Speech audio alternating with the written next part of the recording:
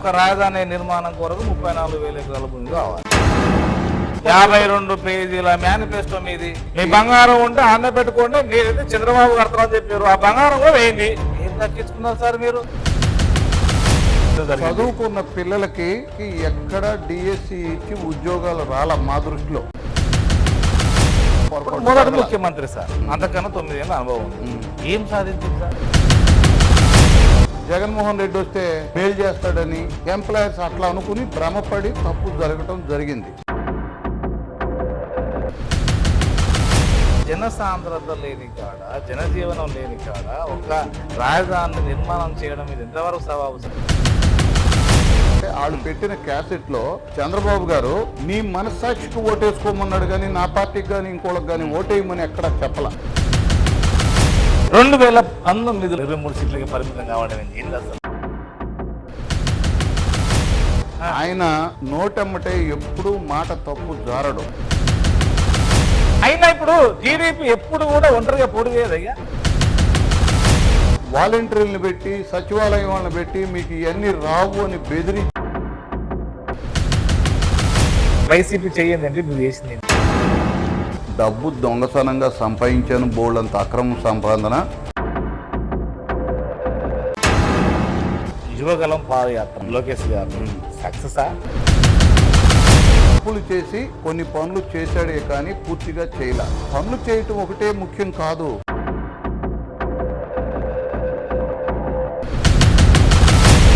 మామూలు ఆటో ఆయన కావచ్చు, టిప్పర్ డ్రైవర్ కానీ, ఒక జెడ్పీసీ కానీ మీ పార్టీలో ఉన్నారు సార్. పార్టీలో పైసలు ఎక్కువ వెళ్తే కావాలకి టికెట్. సార్ నమస్కారం. నమస్కారం. బాగున్నారా? బాగున్నాం. మీ వయసు ఎంత ఉంటుంది? 70. 7-10. 7-10 అయినా చాలా యాక్టివ్ ఉన్నట్టు. ఏంటి ఏమన్నా రహస్యము, ఎక్సర్సైజ్ మామూలుగా అంతే. ఏమన్నా వ్యాపారాలు ఉన్నాయా?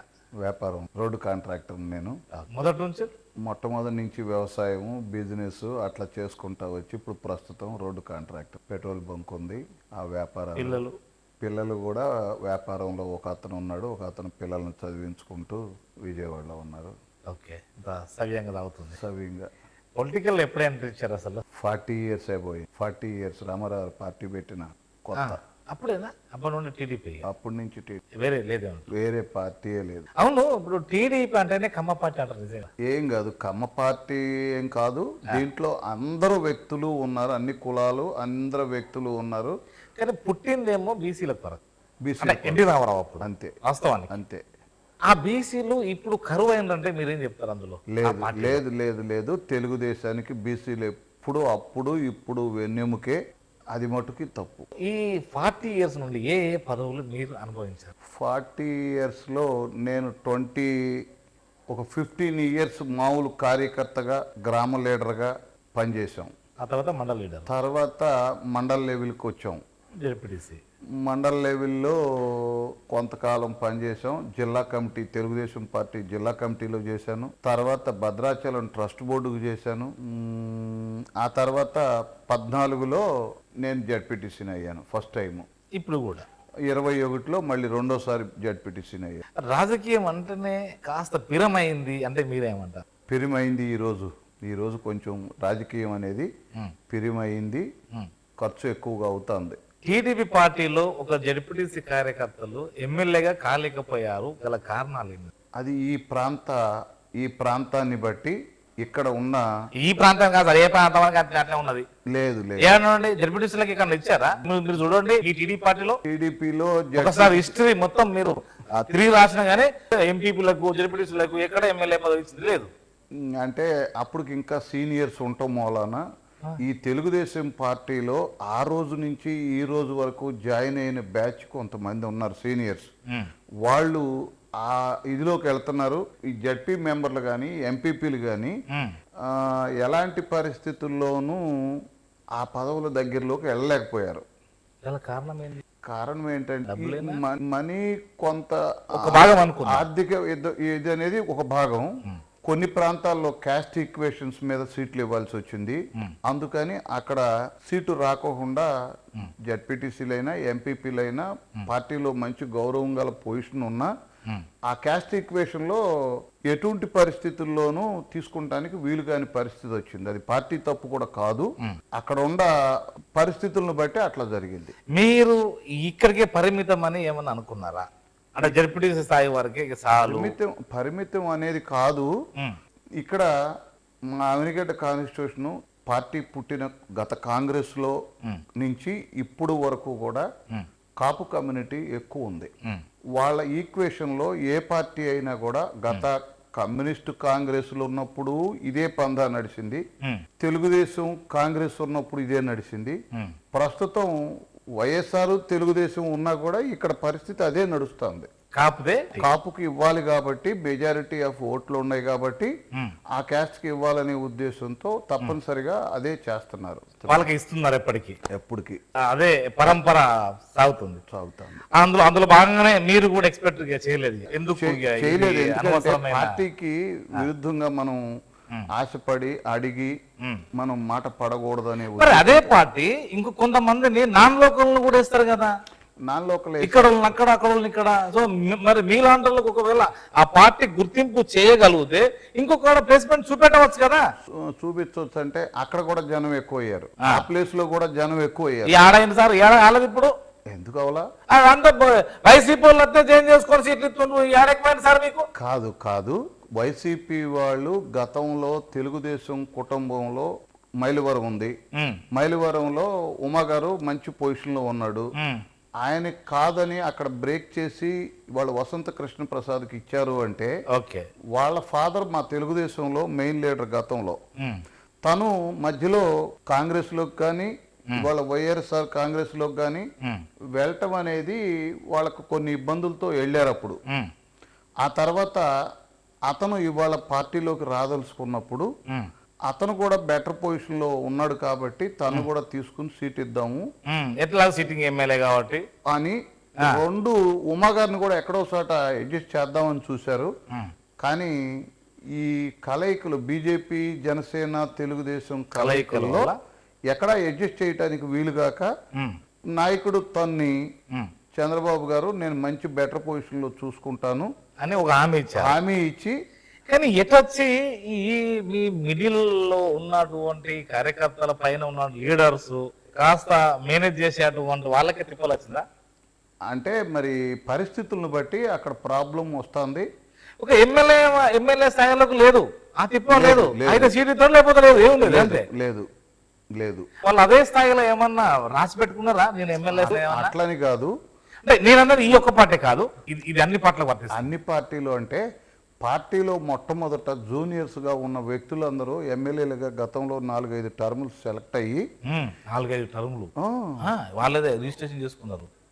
అదేం కాదు, అక్కడ ప్రజలు కూడా వాళ్ళని యాక్సెప్ట్ చేస్తున్నారు. లేకపోతే 4 times 3 times గెలిపిస్తారు కదా వ్యతిరేకత ఉంటే. వేరే వాళ్ళని ఎదురునిస్తలేరు కదా, అంత డబ్బుతో కూడుకున్నది, ఇక మనకెందుకు అంటారు. మీలాంటి ముందుకు వస్తలేరు. ముందుకు రావటం కాదు, నా ఓటాడికి అయితే మట్టుకి ఈ ప్రాంతంలో నాకైతే ఖచ్చితంగా అవకాశం అంటూ వేరే వాళ్ళకు వస్తుంటే మట్టుకి ఆ చక్రంలో నేను కూడా ఉండేవాడిని. కానీ ఇక్కడ క్యాస్ట్ ఈక్వేషన్ ఉంది కాబట్టి మా వాళ్ళు ఎవరు కూడా దీన్ని అసలు కోరుకోరు ఏనాడు కూడా. వాళ్ళే ఉండాలి, వాళ్ళు ఉంటే మనకు బాగుంటుంది, మన అందరం ఉన్నాం కదా. రైట్. అవనిగడ్డలో టీడీపీ జనసేన మోస తీసుకున్నట్టేనా? అంటే ఎంపిక చేయడంలోనే అంత కుస్తీల మీద కుస్తీలు అయిపోయినాయి. అంత కొంచెం అక్కడ ఏమైందంటే జనసేనకి జిల్లాలో ఎక్కడో ఒకసారి సీటు కావాలి. వాళ్ళు విజయవాడ ట్రై చేశారు, పెనమలూరు ట్రై చేశారు, మచిలీపట్నం ట్రై చేశారు, అవనిగడ్డ ట్రై చేశారు. కానీ 4 ట్రై చేస్తున్నారే కానీ ఇక్కడ సీనియర్ లీడర్ ఉన్నాడు, అతన్ని మనం ఖచ్చితంగా పరిగణలోకి తీసుకోవాలి అనే ఒక ఆలోచనలో ఉన్నారు. కానీ ఉన్నప్పుడు కూడా జనసేనకి ఎక్కడ టికెట్ బీజేపీ విజయవాడ అడగటం, క్యాస్ట్ ఈక్వేషన్ లో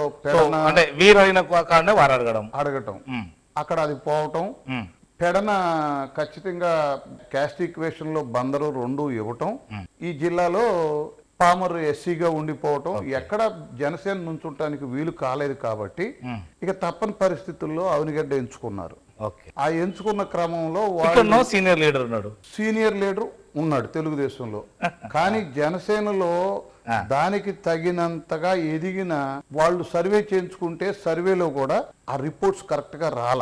ఆ రిపోర్ట్స్ రానప్పుడు వాళ్ళు ఏం చేస్తే బెటర్ అనే దాని మీద కొంచెం మలగులాలు పడి ఈయన్నే వాళ్ళ పార్టీలోకి తీసుకుని మూడు ఒకటే కానీ మా సింబల్ మీద మా జనసేన గ్లాసు మీద పోటీ చేయాలనే కోరిక వారికి ఉంది కదా. ఆ కోరిక మీద వారు తప్పనిసరిగా ఏదో జిల్లాలో పార్టీకి పోయే ముందు మీ ఇలాంటి వారు సలహాలు ఏమైనా ఇచ్చారా? అసలు ఏంటి, ఎందుకు పార్టీ మారవలసి వచ్చిందంటే ఆయన అయితే ఒకవేళ జనసేనకి ఇక్కడ క్యాండిడేట్ లేడా? జనసేన క్యాండిడేట్ లేడా అని కాదు, కానీ వాళ్ళ సర్వేలో లోకల్స్ లో ఉండాళ్ళు ఎవరు దానికి ఎలిజిబిలిటీ పెద్దగా కాల. వారికి ఆ స్కోర్ వాళ్ళు అనుకున్న రిపోర్ట్స్ లో కరెక్ట్ గా రానప్పుడు ఇతను ఒక ఆయన పెద్ద మనిషి ఉన్నాడు కదా, ఇతన్ని మనం ట్రై చేస్తే ఏమన్నా వస్తాడా అని అడిగినప్పుడు మీలాంటి వాళ్ళు కూడా బెటర్ సపరేట్గా ఇది ఇప్పుడు ఎట్లాగో ఇందులో ఉంటే సీట్ వస్తలేదు, అందులో కూడా సీట్ వస్తుంది. సీటు అందులో వస్తుందని కూడా కాదు, కానీ ఎప్పటి నుంచో తండ్రి కాడి నుంచి ఈ రోజు వరకు కాంగ్రెస్ లో కానీ తెలుగుదేశంలో కానీ వాళ్ళకు గుర్తింపులో ఉన్నారు. ఆ గుర్తింపు ఉన్న మనుషులు తప్పనిసరిగా అందరికీ పరిచయం కాబట్టి కొత్త గుర్తు వస్తుంది కాబట్టి వాళ్ళైతే బెటర్ అనే ఉద్దేశంతో సీటు పోకూడదు. మీలాంటి వాళ్ళు కాస్త ఓపిక అంటే ఏది ముస తీసుకున్నట్టేనా మరి ఈ తర్జన భర్జన నెల రోజులు అన్నిటినీ కూడా సర్దుకుని ఉభయలు చాలా గౌరవప్రదమైన క్యాన్వాస్ లో గానీ ఉమ్మడిగా కలిసి ప్రయాణం గానీ చేస్తున్నారు. కానీ ఇంకా జనసేన వారు ఇమ్ముడుకోలేకపోతున్నారంటే మీరే చెప్తారు. ఏదో ఒక్కరిద్దరిలో మనసులో బాధ ఉంది కానీ ఫస్ట్ లో కొంచెం వాళ్ళు బాధపడి టీడీపీ వాళ్ళకు కూడా జనసేనకు పోవడం ఇష్టం లేదట కదా? లేదు, అదేం లేదు.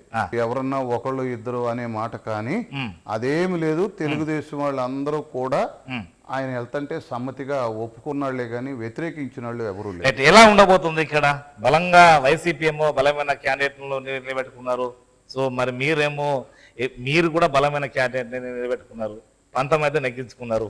ఎటు చేసి తనకు ఈ పార్టీలో ఉన్నా ఆ పార్టీలో ఉన్నా కానీ ఇంకో పార్టీలో పోయి కూడా పంతం అయితే నెగ్గించుకున్నారు. ఎలా ఉండబోతుంది ఇక్కడ? వైసీపీ ఇవాళ ఉన్న పరిస్థితుల్లో 3 పార్టీల కూటమి, తెలుగుదేశం ఒకటే బలంగలది, దానికి తోడు జనసేన బీజేపీ కూడా తోడొచ్చుని ఎక్కడ కూడా ఓటు చీలకూడదనే ఉద్దేశంతో పార్టీలు ఏ రకమైతేగా అనుకున్నాయో అదే రకంగా కూడా ప్రజలు కూడా అదే ఆలోచనలో ఉన్నారు.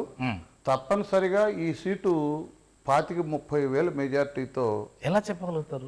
ఎందుకు చెప్పగలుగుతారు? స్థానిక సంస్థల లీడర్ వాళ్ళే ఉన్నారు కాదు, మీరు ఒకరే ఉన్నారు, 2 ఎంపీపీలు ఉన్నారు కాదు, తర్వాత జనం అంతా వాళ్ళెంబడే ఉన్నారు, పథకాలన్నీ వాళ్ళకే వస్తున్నాయి. మా ఆలోచన ఏంటంటే దానికి కారణం గతంలో మేము 58,000 చిల్లర మాకు వచ్చినాయి. జనసేనకి వాళ్ళు గెలిచినప్పుడు ముందు ఓడినప్పటికి డిఫరెన్స్ ఒక 2,000 లోపు మాత్రమే వచ్చింది ఎక్కువ. కానీ మా ఓటింగు జనసేన నుంచోటం మూలాన 28,500 కిందసారి జనసేనకు వచ్చి ఒక ఇండిపెండెంట్ మా తెలుగుదేశంలో నేను నుంచుంటే అతనికి 14,000 వచ్చి ఇద్దరికి కలిపి 42,000 చిల్లర వచ్చినాయి. మాకు 58,000 వచ్చినాయి. నియర్ బై దగ్గరలో 1,02,000 ఓట్లు మా చీలి ముగ్గురుగా పంచుకోవటం మూలాన ఆ రోజు మాకు ఇబ్బంది కలిగింది. ఈసారి ఆ 3 ఖచ్చితంగా కలుస్తున్నాయి.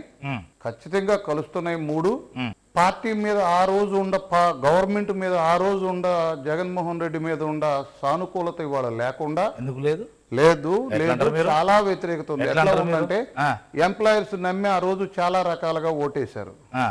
ఎంప్లాయర్స్ కి ఇవాళ అంతా ఇబ్బంది కలిగిందని వాళ్ళు అసంతృప్తితో లేదు జీతాలు 1వ తారీఖు రావాల్సిన జీతాలు 15వ తారీఖు వస్తున్నాయి. చదువుకున్న పిల్లలకి ఎక్కడ డిఎస్సి ఇచ్చి ఉద్యోగాలు రాల మా దృష్టిలో. ఏదో ఆయన సచివాలయం పెట్టాను లేకపోతే అది పెట్టానని చెప్తున్నాడే గాని అదేం జరగల. అందుకని చదువుకున్న పిల్లలు ఏం చేశారు అనేది డిగ్రీ హోల్డర్స్ మొన్న 3 ఎమ్మెల్సీ రాజ్యసభ దీనప్పుడే తెలిసిపోయింది వీళ్ళకి పరిస్థితి. 3 ప్రాంతాలు కూడా ఏకంగా ర్యాండమ్ గా.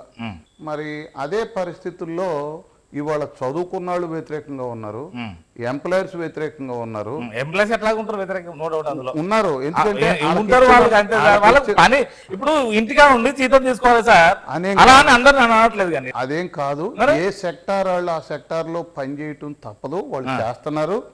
దానికి తోడు వాళ్ళకేంటంటే నేను రాగానే అది చేస్తా ఇది చేస్తాననే మాటలు ఇచ్చి ఉంటాం. నవరత్నాలు చెప్పిండు అవి నవరత్నాలు ప్రజలకి, ఎంప్లాయర్స్ కి నేను రాగానే మీకు ఇంకోటో ఏది మాట దక్కించుకోవాలి. దక్కించుకున్నారా? మేము ఖచ్చితంగా 52 పేజీల మేనిఫెస్టో మీది ఏం దక్కించుకున్నారు సార్ మీరు? మేము ఖచ్చితంగా దక్కించుకున్నాం. తెలంగాణ లాగానే ఇక్కడ కూడా 43% ఫిట్మెంట్ ఇచ్చి వారితో సంతృప్తిగానే మేము ఇచ్చేసాం. కానీ కొంచెం చంద్రబాబు గారు పని ఎక్కువ చెప్తున్నాడని, మనం ఏదో జగన్మోహన్ రెడ్డి వస్తే మేలు చేస్తాడని ఎంప్లాయర్స్ అట్లా అనుకుని భ్రమపడి తప్పు జరగటం జరిగింది. ఇవాళ ఆ తప్పును తెలుసుకుని వారు తప్పనిసరిగా ఆ పొజిషన్ లో గవర్నమెంట్ కు వ్యతిరేకంగా మీరు కూడా 52 పేజీల మేనిఫెస్టో ఉంది మీది. ఆ మేనిఫెస్టో చాలా వరకు స్వర్ణాంధ్రప్రదేశ్ అన్నారు, రైతులకు భరోసా ఇచ్చారు, తర్వాత రుణమాఫీ అన్నారు, మహిళా సాధికారత అన్నారు, ఉద్యోగము, విద్య, వైద్యము అన్ని చెప్పారు సార్. మీరు చెప్పారు కదా, చెప్పిందంటో ఇప్పుడు రైతుకు రుణమాఫీ అన్నారు. అవును, రైతుకు రుణమాఫీ 50,000 వరకు ఒకేసారి చేసేశారు. 1,50,000 చేయాల్సిందంటో 4 పార్ట్లుగా విడగొట్టి అప్పుడు 2 పార్ట్లు ఇచ్చి బంగారం ఉంటే ఆంధ్ర పెట్టుకోండి మీరైతే చంద్రబాబు కడతారని చెప్పారు. ఆ బంగారం కూడా వేయండి. లేదు లేదు లేదు, అదేం జరగలేదు. అదేం జరగల. 2 సార్లు రైతులకి డబ్బులు ఇచ్చారు, బాండ్స్ ఇచ్చి మిగతా 2 సార్లు కూడా ఇద్దామని చెప్పినప్పుడు గవర్నమెంట్ చేంజ్ అవటం మూలాన అది జగన్మోహన్ రెడ్డి క్యాన్సిల్ చేసి రైతుకు రుణమాఫీ రాలేదు. టైం చాలక జరిగిన తప్పు గాని విధానంలో అయితే ఆయన చెప్పిన మాటలో ఎక్కడ పొరపాటు. మొదటి ముఖ్యమంత్రి సార్, అంతకన్నా 9 ఏళ్ళ అనుభవం ఉంది. ఏం సాధించాడు సార్? ఏం సాధించాడంటే ఆ నాయకుడిని ప్రపంచం అంతా మెచ్చుకుంది. ఆ మెచ్చుకున్న దాంట్లో భాగం చెప్తున్నా అంటే ఆయన ఏం చేశాడంటే కోట్లాది రూపాయలు పెడితే దొరకని భూమిని 34,000 ఎకరాలు రైతులని ఆయన నమ్మించి కాదు అందరికి కట్టబెట్టి అది అంతా ఇలాంటి వ్యాపారస్తులకు, సరే మీరు కాకపోయినా కానీ ఇలాంటి భూమి కొనిపించి ఫస్ట్ మంగళగిరి అన్నారు, ఆ తర్వాత ఇంకొకటి అన్నారు, ఆ తర్వాత మనకు వచ్చి ఇక్కడ లేదు లేదు లేదు లేదు, అది ఎంత తప్పు. ఎక్కడైతే నీటి వనరు ఉందో 2 గుంటూరు విజయవాడకి మధ్యలో చక్కని ప్లేస్ లో సిద్ధాంతపరంగా కూడా వాటర్ ఉంది అనే ఉద్దేశంతో అక్కడ సెలెక్ట్ చేశారు. ఆయన హైదరాబాదు సైఫరాబాద్ ని చక్కగా చేయటం మూలాన ప్రజలు నమ్మి ఈయనైతే డెవలప్ చేస్తాడనే ఒక నమ్మకం పెట్టుకుని ఓట్లేసిండ్రు. తప్పనిసరిగా ఓట్లేసారు. 34,000 ఎకరాలు. ఎందుకంటే ఒక గవర్నమెంట్ ను నమ్ముతారు కానీ ప్రజలు మిగతా వాళ్ళని నమ్మరు. ఆ రోజు ఆయన చేసిన పరిస్థితిని నమ్మి తప్పనిసరిగా ఓటేశారు, ఇచ్చిండ్రు. భూమి ఇచ్చిండ్రు, జరిగింది ఏంటంటే 5 ఏళ్ల పీరియడ్ లో వాళ్ళని ఒప్పించి సెలెక్ట్ చేసి ఆ భూమి తీసుకునేప్పటికే 1.5-2 ఏళ్లు పట్టింది. మిగతా 3 ఏళ్లలో అక్కడ అసలు ఏమి శ్రీరామ లేని చోట అడవిలో ప్రైమ్ మినిస్టర్ తీసుకొచ్చి చక్కగా అడవిలో పొలాల్లో చక్కగా జనసాంద్రత లేని కాడ, జనజీవనం లేని కాడ ఒక రాజధాని నిర్మాణం చేయడం ఇది ఎంతవరకు సవాలు? జనజీవనం లేనిది ఏమి? అవతల అమరావతి ఉంది, పాత విలేజ్, యువతల అన్ని విలేజెస్ విజయవాడ కనెక్టివిటీలో ఉండవల్లి గాని ఇవన్నీ కూడా తప్పనిసరిగా విలేజెస్ ఉన్నాయి. దానికి బోల్డ్ భూమి కావాలి కాబట్టి ఒక రాజధాని నిర్మాణం కొరకు 34,000 ఎకరాల భూమి కావాలి. దానికి కాదు, ప్రజలందరూ అనుకునేది 8,000 ఎకరాలు రోడ్లు, పార్కులు, ఖాళీ ప్లేసులు. ఒక 8,000 ఎకరాల్లో రాజధానికి కావాల్సిన బిల్డింగులు అన్నిటికీ కూడా కావాల్సిన పరిస్థితి చేసుకుని హైకోర్టుకనో లేకపోతే ఈట్కనో అన్నిటికీ కలిపి 8,000 ఎకరాలు కావాల్సి వస్తుంది. 7,000 ఎకరాలు. ఈ 15 ఎకరాలు పోతే హైదరాబాద్ ఎన్ని ఎకరాలు సార్? హైదరాబాద్ లో ఎకరాలు ఇన్ని ఉంటాయి, ఇంతకన్నా కూడా ఎక్కువే ఉంటుంది. కానీ ఆనాడు బ్రిటిష్ వాళ్ళు చేసిన టైంలో మనకున్న పరిస్థితిని బట్టి ఒక్కొక్క పాకెట్ లో ఒక్కొక్కటి పెట్టుకుంటా వెళ్ళి అక్కడ సరే నిర్మాణం చేశారా అంటే అది కూడా చేయలేదు. నిర్మాణం 3 ఏళ్లలో ఒక రైతు ఇల్లు కట్టుకోవాలంటేనే 2-3 సంవత్సరాలు పడుతుంది. ఎందుకు చెప్తారు సార్ లేదు లేదు లేదు, మీరు దయచేసి వినండి. 5 సంవత్సరాల్లో 2 సంవత్సరాలు ఈ ప్రయత్నాలు చేసి కొత్త గవర్నమెంట్ వస్తే ఆఫీసర్స్ అందరినీ విజయవాడ నుంచి తీసుకొచ్చి ఇక్కడ అడ్జస్ట్ చేసి 10 సంవత్సరాలు కదా ఏమైంది? 10 సంవత్సరాలు ఎందుకు వచ్చారు 5 సంవత్సరాలే? అక్కడ ఉంటే పరిపాలన కరెక్ట్ గా సాగట్లేదు. ఓటుకు నోటా? కోర్టు కాదు మరి అదేం కాదు. ఓటుకు నోటు అయితే ఆయన నోటమ్మటే ఎప్పుడు మాట తప్పు జారడు. ఎందుకు జారడని ఉదాహరణ అంటున్నానంటే వాళ్ళు పెట్టిన క్యాసెట్ లో చంద్రబాబు గారు ఎవరినైతే ఓటు అడగాలో ఆ వ్యక్తిని నీ మనస్సాక్షికి ఓటేసుకోమన్నాడు కానీ నా పార్టీకి కానీ ఇంకోళ్ళకి కానీ ఓటేయమని ఎక్కడ చెప్పలా. ఇప్పుడు ఈ మధ్యలో చంద్రబాబు గారి అంటే ఇది మాట దొరలడము అది వైసీపీ వాళ్ళు అనుకూలంగా చేసుకుంటున్నారు. ఈ నోటి దూల బాగా ఉన్నదని ఈ మధ్యలో అంటున్నారు. మీరేమంటారు? చంద్రబాబు గారు ఏ వ్యక్తుల్ని ఏ వ్యవస్థని కూడా తోలనాడి మాట. ఎస్సీ కులంలో ఎవరన్నా పుట్టాలనుకుంటారా అన్నాడు. అంటే ఇది అది తప్పు. ఆయన అట్లా ఏమి కులాన్ని ఎచ్చి గాని డ్యామేజింగ్ గా గాని వాళ్ళు మాట్లాడే మాటల్ని కన్నా చంద్రబాబు గారు ఎక్కడ మాట్లాడు. రాజకీయాలు ఉంది కానీ కాకపోతే ఈ మధ్యలో మరి వయసు రీత్యానా ఏది ఫ్రస్ట్రేషనా ఇంకోటా లేదు, ఓడిపోతున్నామనా గెలుస్తామని ఒకటంటలేదు. ఇక్కడ అనేక అంశాలు ఉన్నాయి. మరి చంద్రబాబు గారు 140-150 సీట్లతో గవర్నమెంట్ రాబోతోంది. టిప్పర్ డ్రైవర్ కు ఇస్తే ఆ టిప్పర్ ఏది మీకు ఎవరు దొరకలేదా మా మీద పోటీకి ఆ టిప్పర్ డ్రైవర్ పెడతామా అంటే కాదు. నీకు చెప్పే విధానంలో నువ్వు టిప్పర్ డ్రైవర్ కి ఇచ్చానని చెప్పావు. అట్లాంటి వాళ్ళు అయితే నువ్వు చెప్పినట్టు పడి ఉంటానిక ఆయన క్వశ్చన్ చేశాడే గాని ఆయన అయితే తప్పు ఎక్కడా మాట్లాడాల. ఏ కులం వారిని గాని వ్యక్తులను గాని పార్టీ వారిని గాని అసభ్యకరమైన పదజాలం చంద్రబాబు గారి నోటముటే రాదు. ఈ మధ్యలో నిన్నగట ఆయన ఏమంటే మేలు కన్నా కీడు ఎక్కువ ఉన్నది కదా. లేదు లేదు లేదు లేదు లేదు. ఇప్పుడు మీ డిక్లరేషన్ అప్పుడు కూడా ఏదో కోర్టులో కేసు కాదు ఎవరు మీది మీ ఎంపీ జడ్పీటీసీ సార్ కాదు కాదు రిజల్ట్ కాదు ఆపలేదా? అదేం జరిగిందంటే సరే ఏదో ఒకటి జరిగినప్పుడు మొన్న ఈ వాలంటీర్లను అనవసరంగా మనమైతే వాలంటీర్లను తీసేయమని చంద్రబాబు గారు తీసేయమని చెప్పలేదు సార్. వాళ్ళు ఇవ్వడం వల్ల మాకు నష్టం కలుగుతాం అన్నాడు. ఇప్పుడు వైసీపీ వాళ్ళు వాళ్ళకి అనుకోగా తిప్పుకున్నారు. ఏం కాదు అది అట్లా అనుకోవటం కాదు. ఆయన ఏమని చెప్తున్నాడంటే ప్రతి మీటింగ్ లో వాలంటీర్లు నా కోసమే పెట్టుకున్నా, వాలంటీర్లు నా మనుషులే అని బహిరంగ స్టేట్మెంట్లు ఇస్తున్నాడు. ఒక వాలంటీర్ ప్రజలు కూడా నా మనుషులు అంటాడు. ప్రజలు నీ లేదు లేదు లేదు లేదు ఖచ్చితంగా వాలంటీర్లు అనేవాళ్ళు నా మనుషులే, నేను పెట్టుకున్నాళ్లే, నాకే పని చేయాలని చెప్పి ఆయన స్టేట్మెంట్ ఇస్తుంటే నిన్న మొన్న అంతకు ముందు స్టేట్మెంట్ లో కూడా చూడండి 4 మీటింగుల్లో చెప్పాడు. చెప్పిన తర్వాత నీ వాలంటీర్ నీకు సంబంధించిన వ్యక్తులనే పెట్టుకుని కాబట్టి అది ధర్మం. 2019 23 సీట్లకి పరిమితం కావడం ఏంది అసలు? అది చంద్రబాబు గారు పనిచేయకో తెలుగుదేశం పార్టీ మీద వ్యతిరేకతో కాదు. కొత్తగా వింత పాతక రోతలాగా వైఎస్ రాజశేఖర రెడ్డి గారు కొడుకుగా అదొక గుర్తింపుగా రాజశేఖర రెడ్డి గారు చేశాడు కాబట్టి పర్లేదని ప్రజల్లో ఒక అభిమానం ఉంది కాబట్టి తాను కూడా యాత్ర చేశాడు కాబట్టి చేసి పాదయాత్రను ఇంకో పోయింది కాబట్టి ఫస్ట్ టైం జైలు కూడా పోయింది కాబట్టి జైలుకి ఆయన అన్యాక్రాంతాలు చేసి పోయాడు కానీ ఆయన ఏం మంచి పని చేసి పోలా. చంద్రబాబు గారు స్కిల్ డెవలప్మెంట్ కేసులో 360 పోలేదా జైలుకు పోయాడంటే పరిపాలకుడికి ప్రజల మీద గాని ప్రతిపక్ష పార్టీల మీద గాని ప్రతిపక్ష నాయకుడి మీద గాని ఒక విశ్వాసం అనేది లేకుండా, ధర్మబద్ధంగా లేకుండా, న్యాయబద్ధంగా లేకోకుండా ఆయన చేశాడు కాబట్టి యావత్ ప్రపంచం అంతా కూడా సిబిఎన్ గారిని ఏడిపించాలన్నారా? ప్రపంచ దేశాలన్నీ ఇప్పుడు ఒకటి జైలు పోతే సక్సెస్ అవుతారా? నిజమేనా? జైలు ఇప్పుడు ఆయన పోతే సక్సెస్ అయింది, సీఎం అయ్యిండు. మరి ఇప్పుడు చంద్రబాబు గారు జైలుకి వెళ్తే సక్సెస్ అవుతాడు అనే ఉద్దేశంతో జైలుకి ఆయన వెళ్ళాల.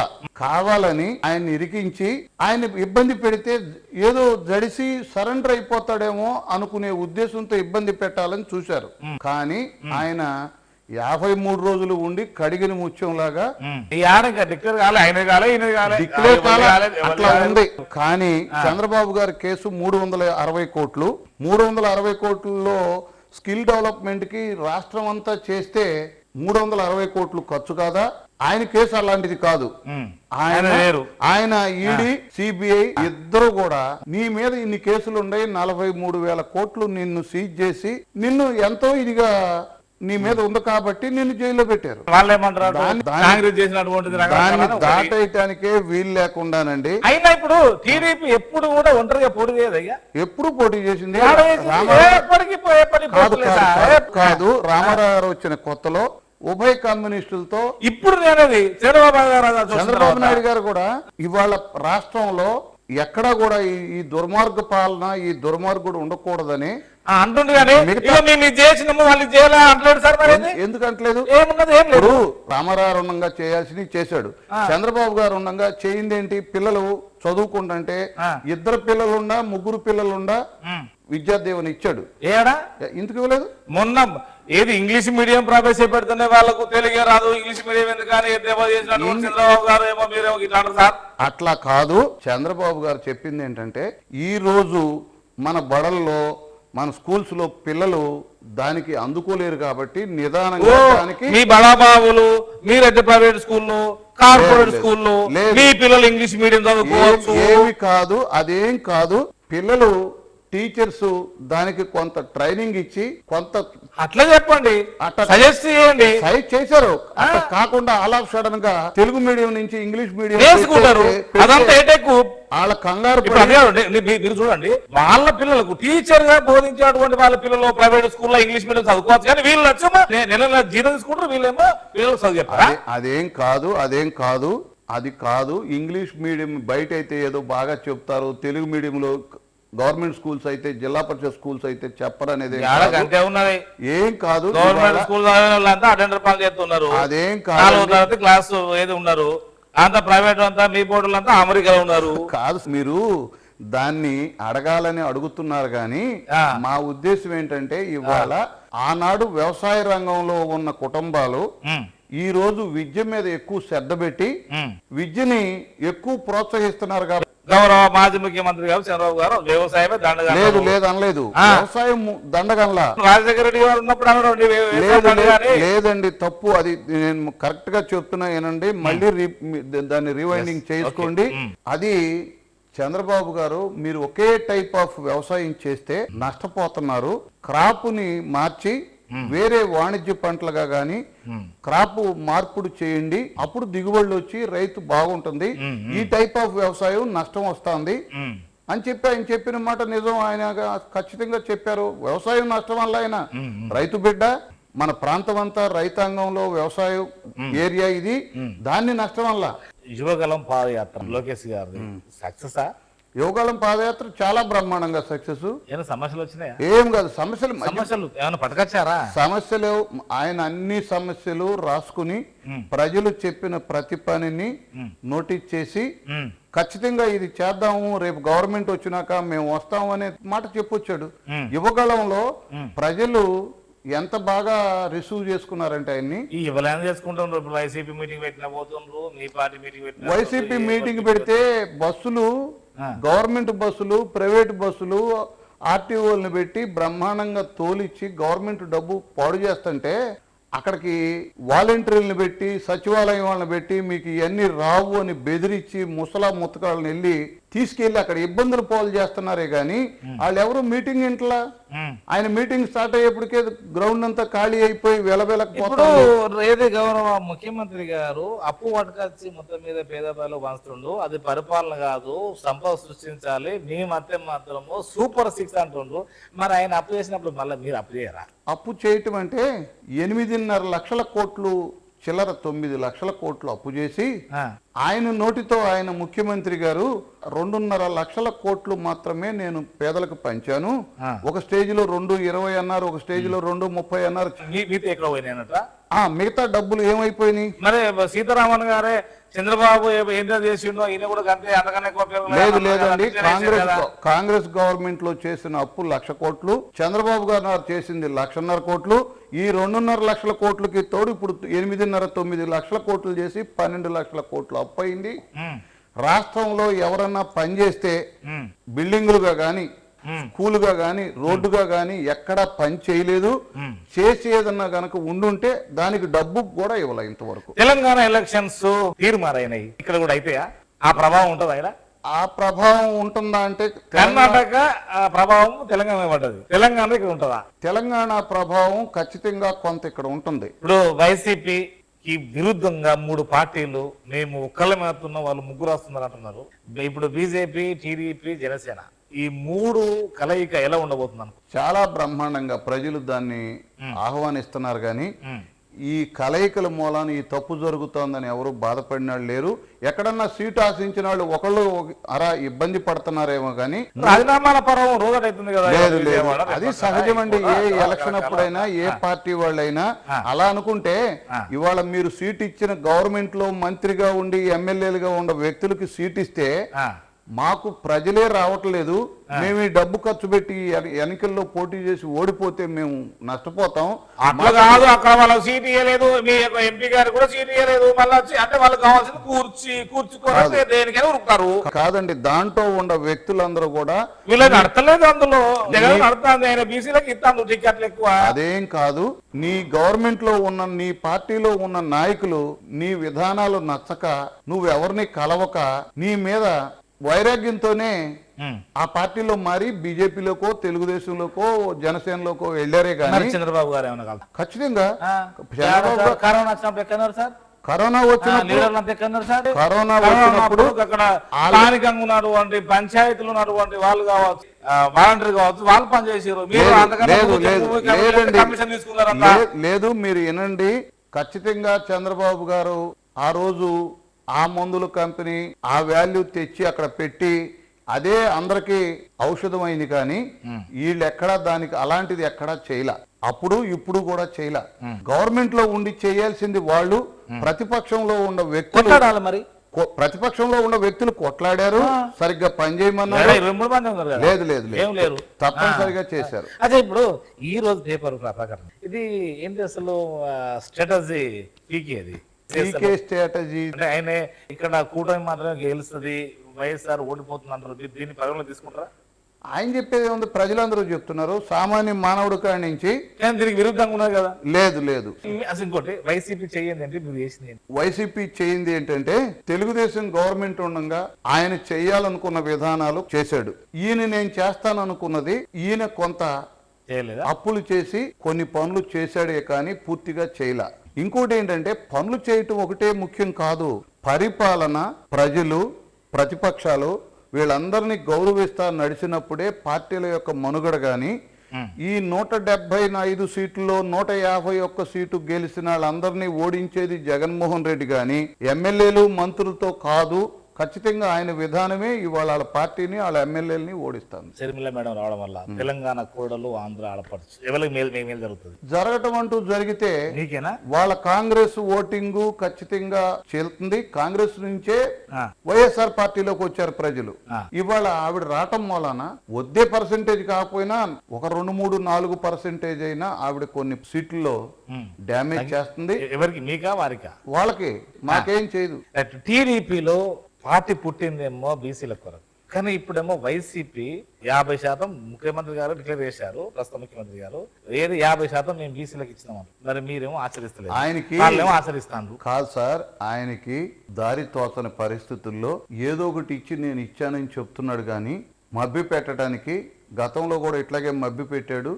అతని మాటలు విని మోసపోయి మామూలు ఆటో ఆయన కావచ్చు, ట్రిప్పర్ డ్రైవర్ కానీ, ఒక డిప్యూటీసీ కానీ మీ పార్టీలో ఉన్నారు సార్, మీ పార్టీలో పైసలు ఎక్కువ ఇస్తే కావాలకి ఇస్తారు టికెట్. లేదు లేదు, వాళ్ళ దాంట్లో కూడా అదే పరిస్థితి వచ్చి డబ్బు దొంగసనంగా సంపాదించాను, బోల్డంత అక్రమ సంపాదన. అందరికంటే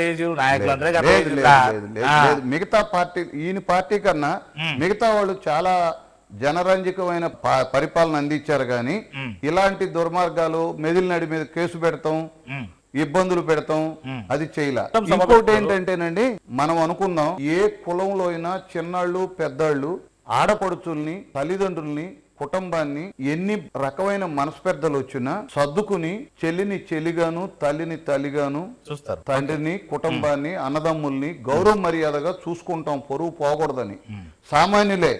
నువ్వు ఒక రాష్ట్రానికి అధిపతి అయి ఉండి వాళ్ళ ముఖ్యమంత్రి అయి ఉండి మీ ఇద్దరు చెల్లెలు చేసేది ఏం లేదు. మీరు జైల్లోకి పోతే జగనన్న వదిలిపెట్టిన బాణం అని చెప్పి రోడ్డమ్మటే 3400 600 కిలోమీటర్లు అంటే అధికారం సాధించడానికి కూడా ఆమె కూడా పాత్ర ఉంది.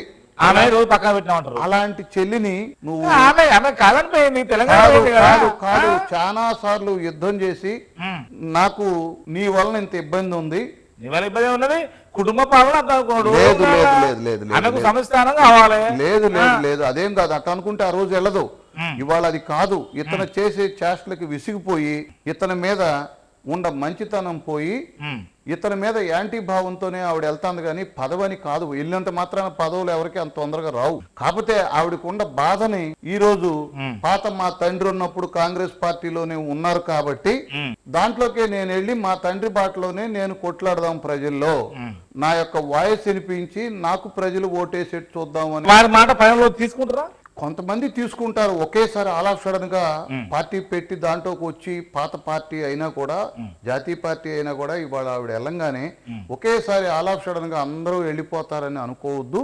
ఖచ్చితంగా ఆవిడకి కూడా ఎంతో కొంత పర్సెంటేజ్ కాంగ్రెస్ బెటర్ పొజిషన్ లో.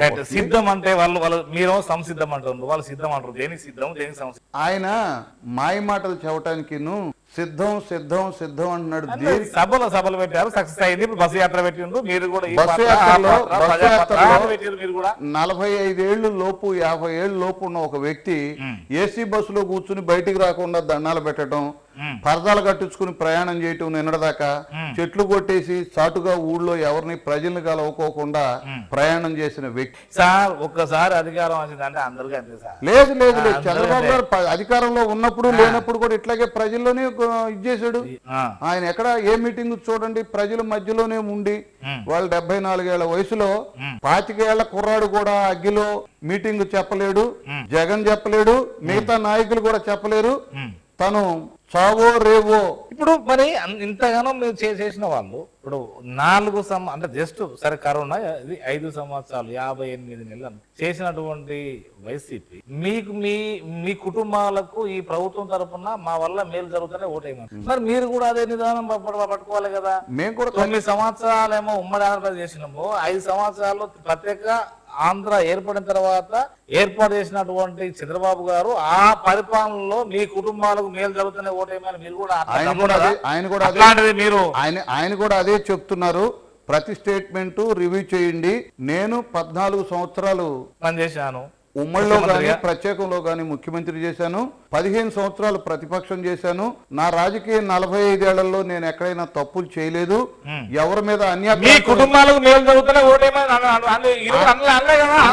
అంటున్నాడు కదా. మీ కుటుంబాలకు గతంలో నేను చేసిన ప్రజలకు చేసిన మేలుని నేను చేశాను అనుకుంటే మళ్ళీ వచ్చి చేస్తాను అనుకుంటే గుర్తు తెచ్చుకుని నేను చేసినట్టు పేర్లు మార్చి ఆయన చేస్తున్నాడు.